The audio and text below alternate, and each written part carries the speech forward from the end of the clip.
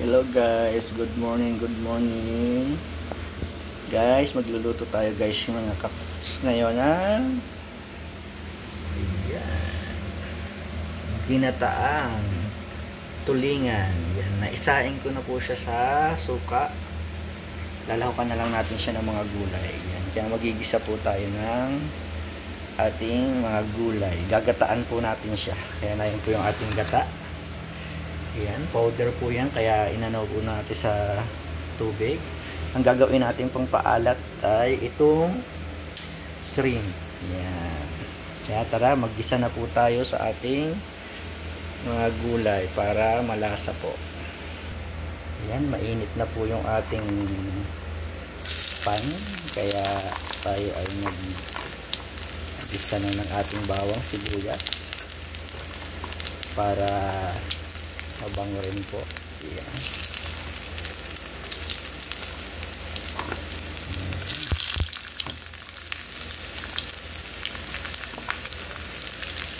Yan, yan.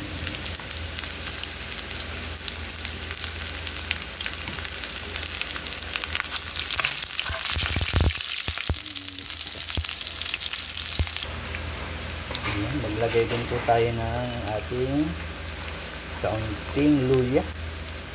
Yan. Although yun naman kung ating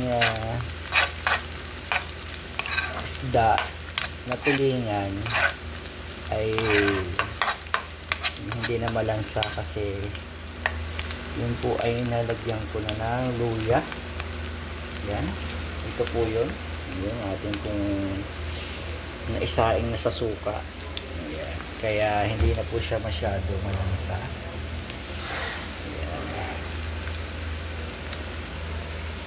Ayan po, lagay na natin yung ating kalabasa para po mag-isa-gisa rin siya. Tatakpan natin kasi matagal po siyang maluto.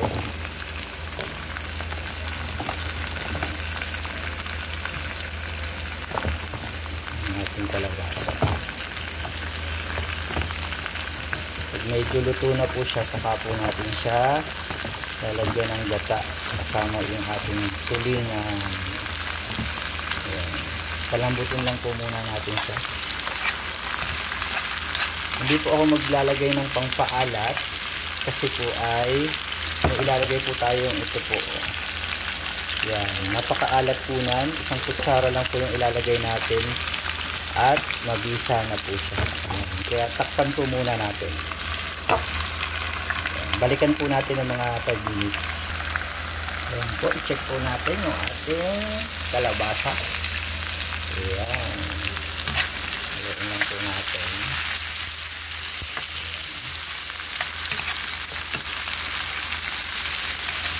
Tapos pwede na rin po natin ilagay yung ating talong.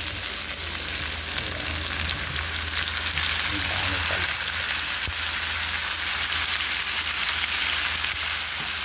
Para maluto po siya. Ating talong. Tapos tatakpan ulit po natin yun. Para yung talong naman po yung maluto.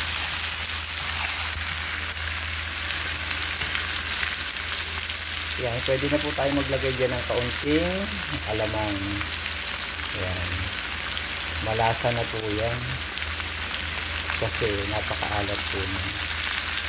Pagdagdalag po tayo ng pampaalat mamaya pag matabang po siya. Tapos takpan ulit po natin ng mga 5 minutes.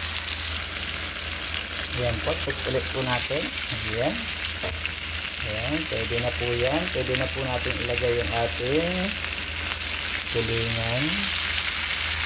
Ayan, lagay na po natin yung ating tulingan. At yan naman po kasi luto. Luto na po kasi yan.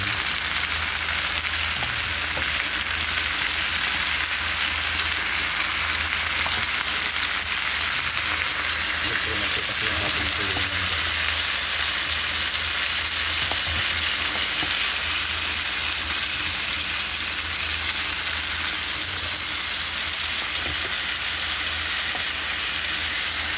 Gulay na lang po yung lulutuin natin dyan.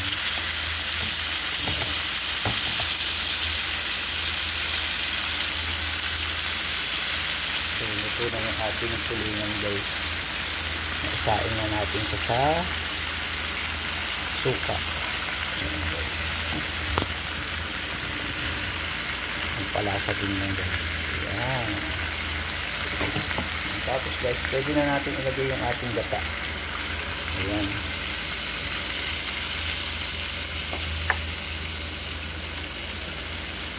Ilagay yung ating gata guys. Hayaan lang natin po siyang magkuluan. At balikan po natin siya ng after 5 minutes. Ayan guys, kulong-kulo na siya ang ating ginataang tulingan. Ayan. Na may kalabasa. Hayaan po natin lumapot-lapot pa yung ating gata. Ayan. Mga 3 minutes po, pwede na yan. Hintayin natin mas lumapot pa guys. Ayan. Ayan. Maglalagay tayo guys ng kaunting pangpahanghang. Ayan. Kung alam nyo yan. Ayan. Lagay natin yan para may pangpahanghang ng kaunti. Although hindi naman siya mahanghang guys. Ayan. Mga 3 minutes pa yung guys ating antayin para mas lumapot pa yung ating gata. Lutong-luto yung ating gata ba. Ayan.